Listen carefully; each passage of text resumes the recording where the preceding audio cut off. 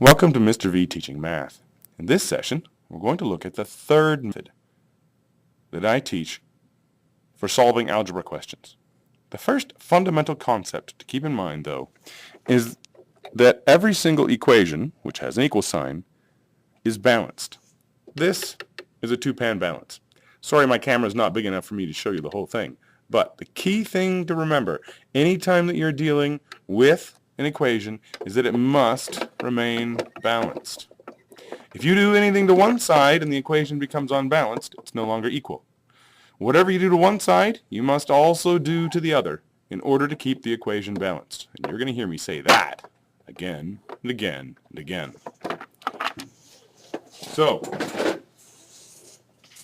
here are the notes that I use for helping us figure out what to do. I'm going to read through it once.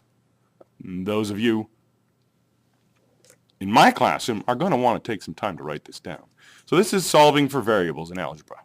The goal is to isolate the variable, to get the variable all alone on one side of the equal sign. If I'm dealing with a question like this, what I want at the end, way down here at the bottom, I want this, the variable alone on one side, all by itself. This is the goal.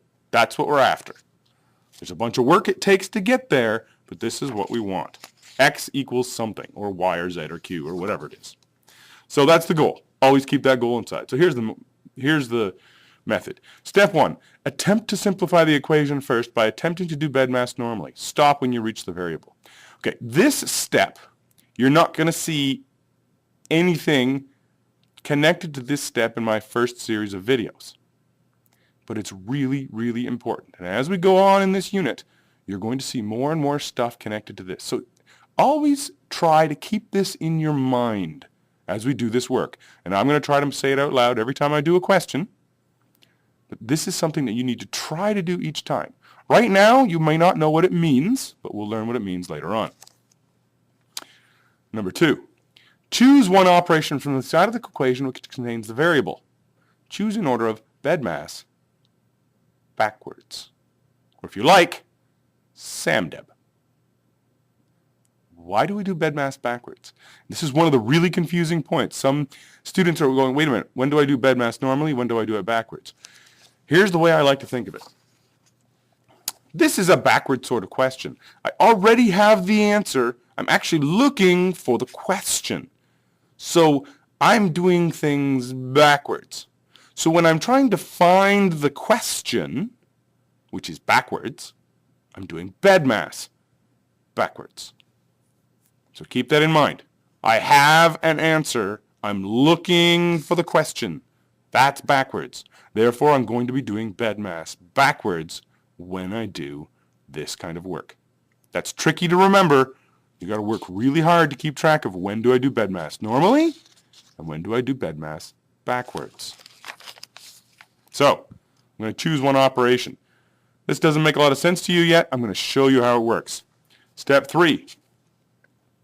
Remove that operation by doing the opposite operation. And whatever you do to one side, you must do to the other. Whatever you do to one side, you must do to the other. Then you repeat until the variable is isolated, and then I'm going to talk about checking your work. And I've got this long, lengthy explanation here. Go back to the original equation and substitute the variable for the variable which you found. Solve the equation. If the two sides of the equation balance, you know you've done the question properly. Okay, that's a big, long, wordy explanation of something that I've learned to call left side, right side. Checking your work. And I'm going to teach you how to do that as well. So these are the steps we're going to be working with. I'm going to come back to this again and again. If it doesn't make sense to you yet, after all the examples I'm about to do, hopefully it will begin. And we're going to practice this and practice this.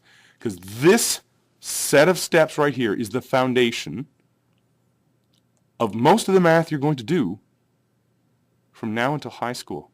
It's foundational for chemistry, for physics, for all sorts of things that you're going to do throughout high school. So getting this is important. I would rate this lesson as one of the 2 most important lessons I teach in my math class all year in grade 7. So Let's begin by taking an example and going through this question. Here's the example I'm going to work with. So, remember the goal. Here's my goal. Isolate the variable. I want that at the end. So, attempt to simplify the question first by attempting to do BEDMAS normally, stopping to reach the variable. Watch me try to do BEDMAS normally. I'm not going backwards. I'm doing normal BEDMAS. Nothing I can do on this side of the equation because it's just 27. So let's look on this side. BEDMAS. Brackets. Are there any? None. Are there exponents? None. Is there division and multiplication? Yes. There's a multiplication symbol right here. It's 2 times x. Can I do 2 times x? I've hit the variable. Stop when you reach the variable. 2 times x. I don't know what x is. I can't multiply.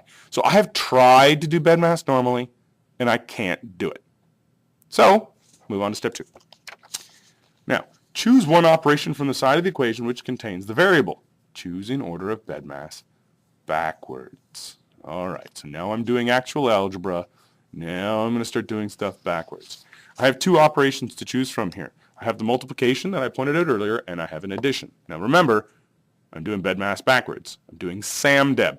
So, in reverse, subtraction and addition are going to be gotten rid of first. When I'm getting rid of things, I'm doing things backwards. Again, like I insisted earlier, I'm going to insist in my classroom that you circle the items you're getting rid of. You must circle. If you don't circle it, I'm going to mark it wrong.